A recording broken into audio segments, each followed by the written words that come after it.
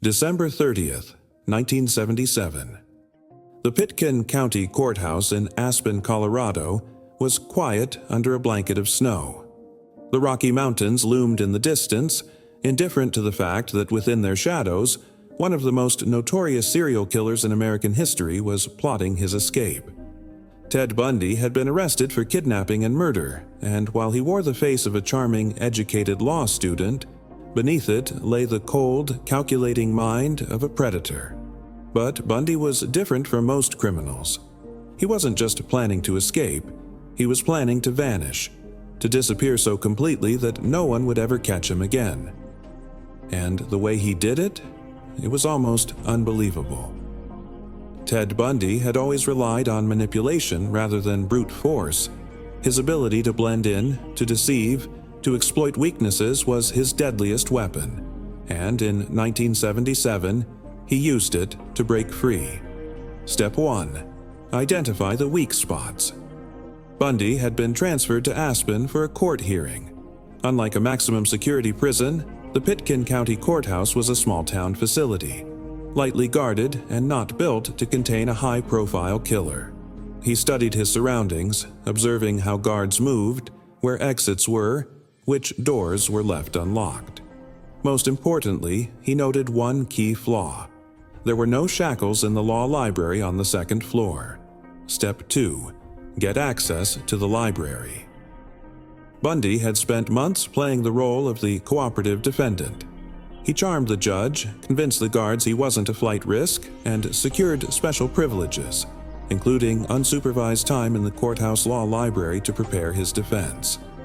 What they didn't realize: Bundy wasn't preparing a defense, he was preparing an escape.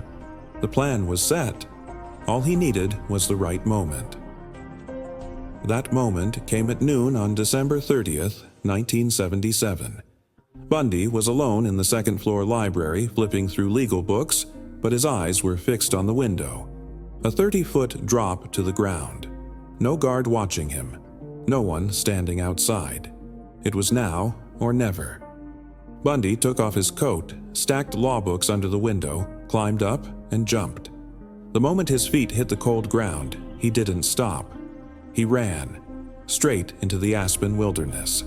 At first, nobody realized he was gone. By the time they did, Bundy had already disappeared into the freezing forest where the snow was thick and the temperatures deadly. For 6 days, he wandered through the wilderness. He broke into cabins, stealing food and clothing. He hijacked a stolen car, but his inexperience with driving on icy roads caused him to crash. Cold, starving, and desperate, his great escape had turned into a nightmare. On January 6, 1978, Bundy stumbled back into Aspen, exhausted and barely able to stand. Police arrested him without resistance. He had escaped prison, but he had nowhere to go. Or so they thought, because just 6 months later, he did it again. And this time, he wouldn't make the same mistakes. Bundy was moved to Garfield County Jail, a more secure facility. But now, he knew exactly how to escape. And this time, he wouldn't run into the mountains. He would vanish into society. Over the next 6 months, Bundy became a model prisoner. He played cooperative, patient, respectful, never causing trouble. But behind the act, he was making a new plan. His cell was on the top floor of the jail, and he realized that above him was a small crawl space in the ceiling. No one ever checked it. Night after night, Bundy did push-ups and sit-ups, shedding weight so he could squeeze through the opening.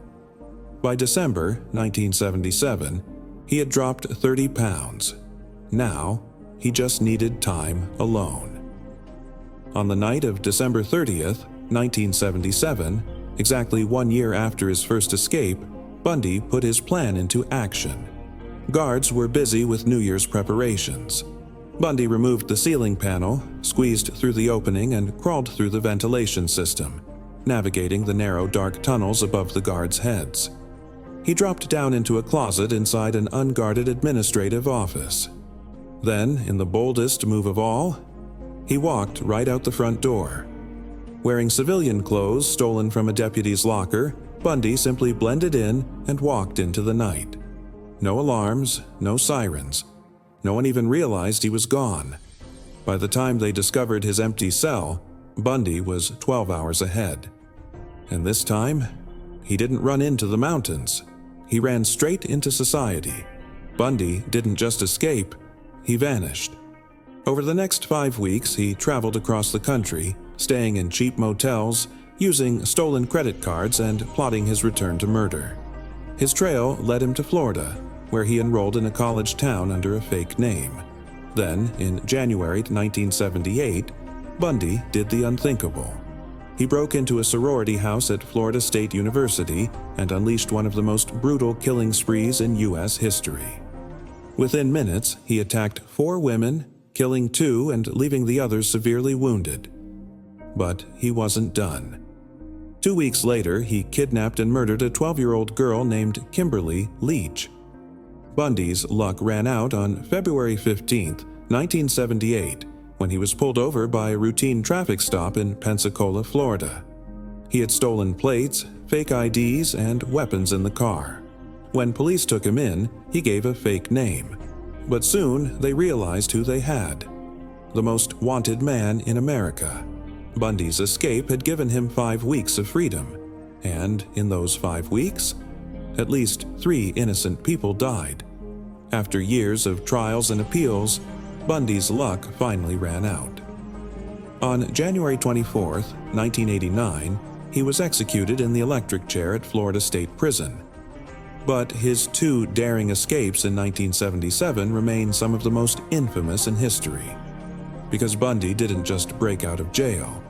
He played the system, manipulated the people around him, and walked right into a second chance at killing. And that is why he was one of the most dangerous men to ever live. Because sometimes, the devil wears a charming smile.